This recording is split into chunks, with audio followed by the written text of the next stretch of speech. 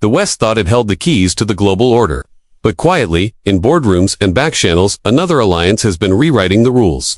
India, together with BRICS, is now challenging the very foundation of U.S. dominance. And the world may never be the same. For decades, the global economy has revolved around one truth: the dominance of the U.S. dollar. From oil to trade, from global reserves to international loans, the dollar has been the beating heart of the world's financial system. But something is shifting, quietly, steadily, and almost invisibly to those not paying attention. A silent bloc of nations is rising, and at its center sits India, playing a role that could redefine the balance of global power. This bloc is called BRICS, a coalition that began as an economic concept in the early 2000s but has now evolved into a potential geopolitical force. Originally composed of Brazil, Russia, India, China, and South Africa, the group has expanded its influence and recently welcomed major new players like Saudi Arabia, Iran, and Egypt. Together, these nations represent nearly half of the world's population, over one-third of global GDP, and some of the most resource-rich territories on the planet. But what makes BRICS especially dangerous to Western dominance isn't just size, it's intent. These nations are no longer content to simply follow the financial rules written in Washington, D.C., or Brussels. They are building parallel systems, new trade routes, new banks, and most importantly, a new way of conducting international trade that doesn't depend on the U.S. dollar. And here lies the shocking twist. India, the country long seen as an ally of the West, is becoming one of the pivotal players inside BRICS. Unlike China, which openly positions itself as a rival to the U.S., India plays a subtler game. It maintains close ties with Washington while simultaneously deepening trade with Russia and cooperation with BRICS nations. This dual role gives New Delhi a unique kind of leverage that neither Moscow nor Beijing possesses. Consider the case of oil. After the Russia-Ukraine war, Western sanctions forced Moscow to look eastward for new customers. India stepped up, buying vast quantities of discounted Russian oil not in dollars, but in rupees and dirhams. This might sound like a small detail, but in reality, it is a seismic crack in the dollar's foundation. For decades, the global oil market has been dollar-dominated. Now, BRICS countries, led by experiments in India, are showing that trade in national currencies is not just practical. This is the silent shift that most of the world hasn't fully grasped yet. While the West debates sanctions and policies, BRICS is slowly building an alternative order where the dollar no longer has a monopoly. And within that order, India's role is not that of a follower, but a bridge connecting the West with the global South, mediating between rivals like Russia and China, and quietly enhancing its own influence. So the big question is, could BRICS, with India at its center, become the silent power bloc that finally challenges Western dominance? Stay with us as we dive into India's growing role in BRICS, the mechanics of de-dollarization, and why the West may have underestimated New Delhi's strategic genius. When the idea of BRICS first emerged in the early 2000s, many dismissed it as little more than a buzzword invented by an investment banker. After all, how could such different countries, Brazil in South America, Russia spanning Europe and Asia, India and China in Asia, and South Africa at the southern tip of Africa, come together as a meaningful bloc? Their economies were different, their political systems often clashed, and their geographic distances seemed to make unity impossible. And yet, 2 decades later, BRICS is no longer just a clever acronym. It has transformed into one of the most discussed alliances in global geopolitics. Why? Because collectively, these nations hold the keys to something the West cannot ignore: population, resources, and growth. Let's break that down. Population. BRICS nations represent close to half of humanity. India and China alone account for nearly 3 billion people, almost 40% of the world's population. This sheer demographic weight gives them a built-in advantage: vast domestic markets that can sustain growth independent of Western demand.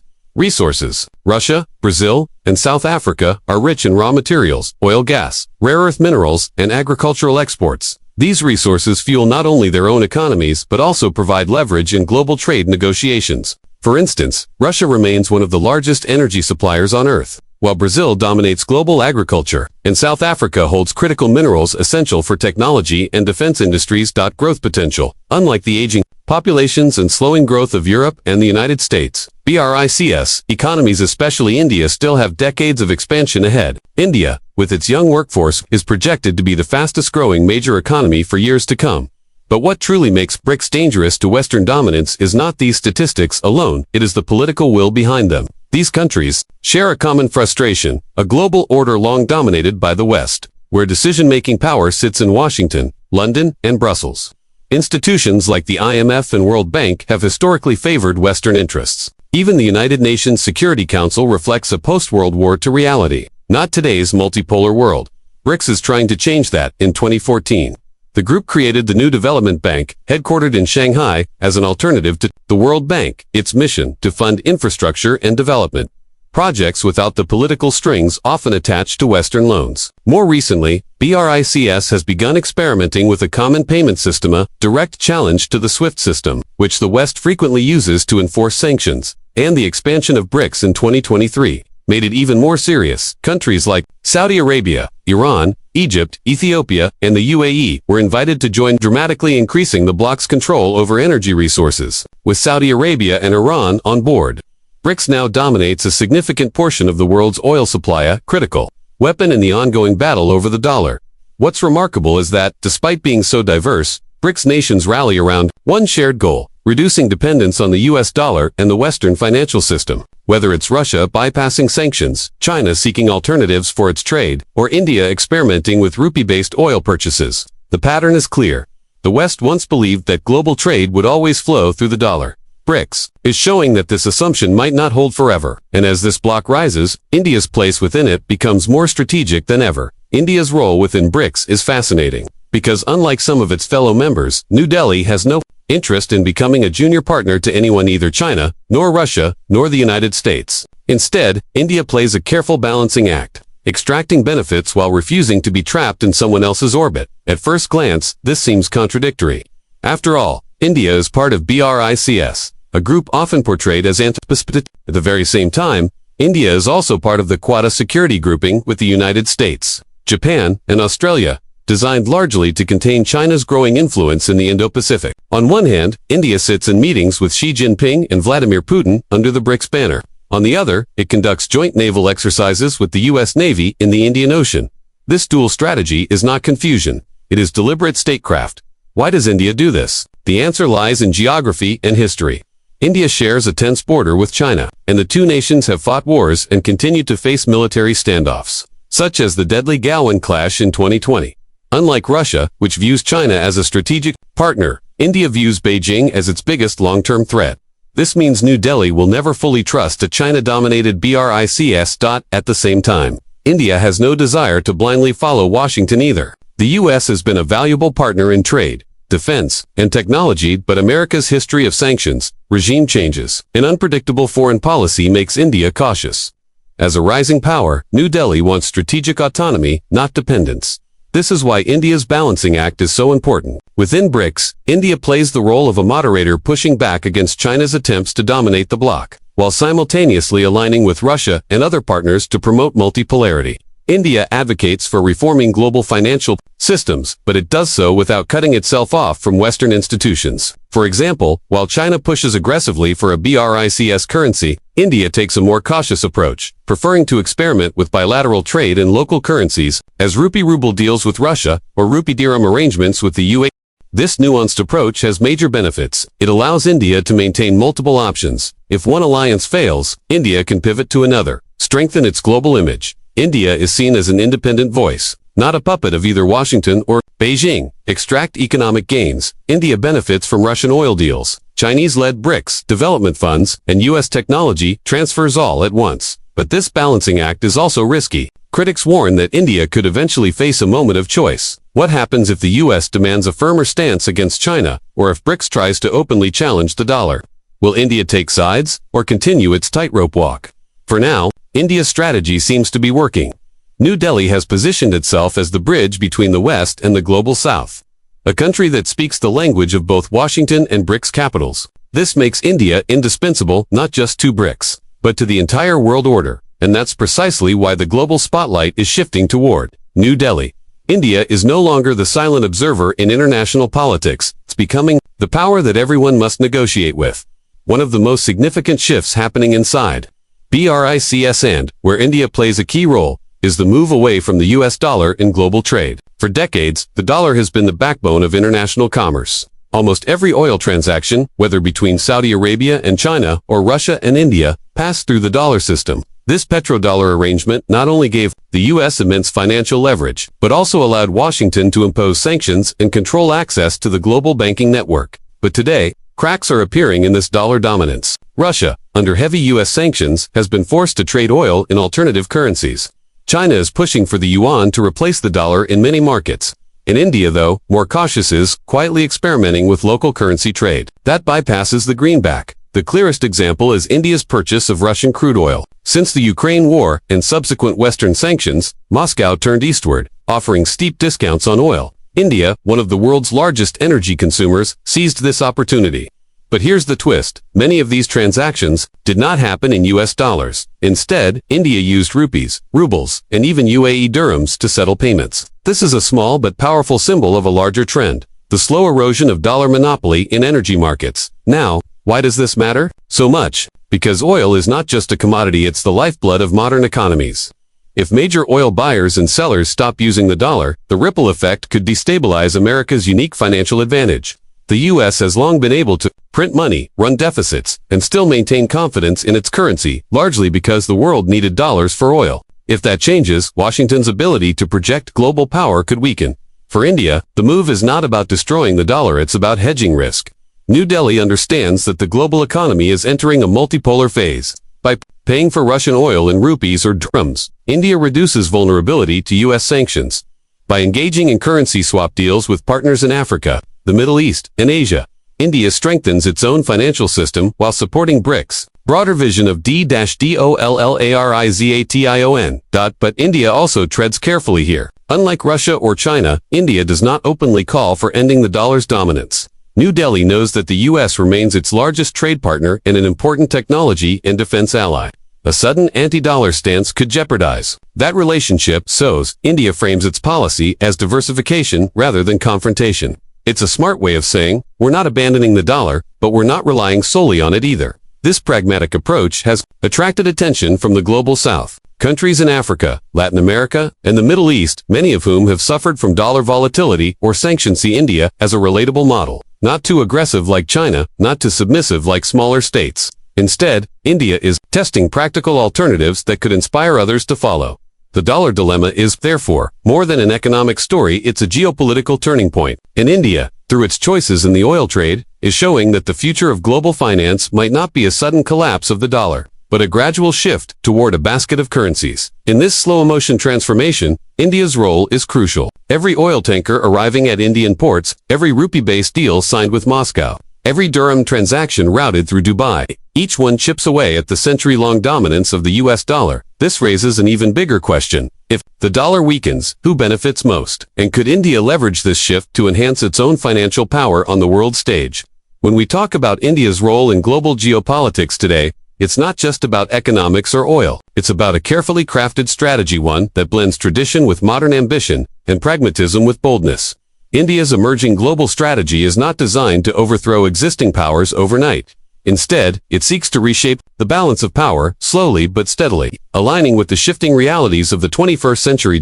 At the heart of this strategy is strategic autonomy. India does not want to be tied down to any one bloc, neither the West nor China's orbit. This is why, despite being part of the US-led Quad alliance, India is also a central player in BRICS. On one hand, New Delhi conducts massive defense exercises with Washington and Tokyo. On the other, it attends BRICS summits with Moscow and Beijing, pushing for reforms in global finance. This multi-alignment approach allows India to extract benefits from both sides without committing entirely to either. A good example is India's response to the Russia-Ukraine conflict. While the US and Europe imposed sweeping sanctions on Moscow, India refused to take sides. Instead, it kept buying Russian oil at discounted rates, ensuring energy security for its population. At the same time, India deepened trade with the US, signing agreements on technology and defense. This balancing act is not indecisiveness, it is calculated flexibility, the hallmark of a rising power that cannot afford to alienate any major partner. India's strategy also includes expanding influence in the global south.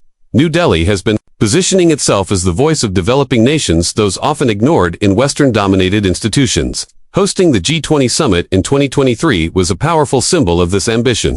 India used that platform to raise issues like debt relief for African nations, climate financing, and inclusive growth. By doing so, India projected itself not as a junior partner of the West, but as an independent leader representing billions of people across Asia, Africa, and Latin America. Another pillar of India's global strategy is technological and economic self-reliance. The government's Make in India initiative and its push for indigenous defense production reflect a deeper realization. True power does not come only from military alliances or oil deals, but from the ability to produce and innovate at home. Whether it's developing its own 5G technology, becoming a global hub for semiconductors, or expanding its space program, India wants to ensure it cannot be cornered by external supply chains. At the same time, New Delhi has been carefully cultivating soft power. Indian culture, cinema, yoga, and now digital platforms carry enormous influence across the globe.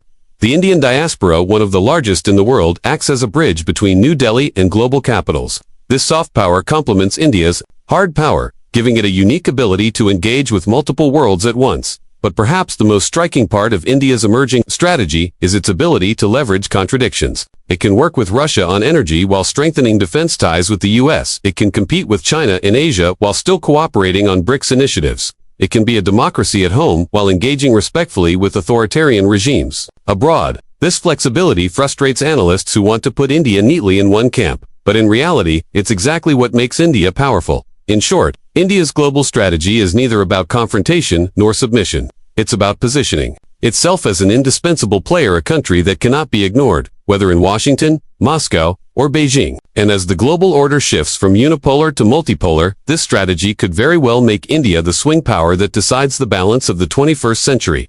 When the Cold War ended, the world seemed to settle into a US-dominated unipolar order. Washington dictated the terms of trade.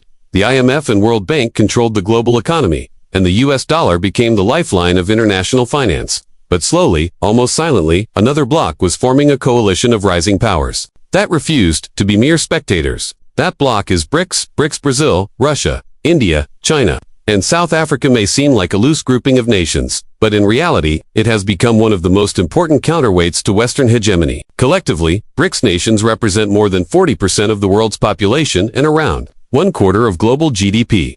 More importantly, they are rich in natural resources, energy, labor, and technological potential.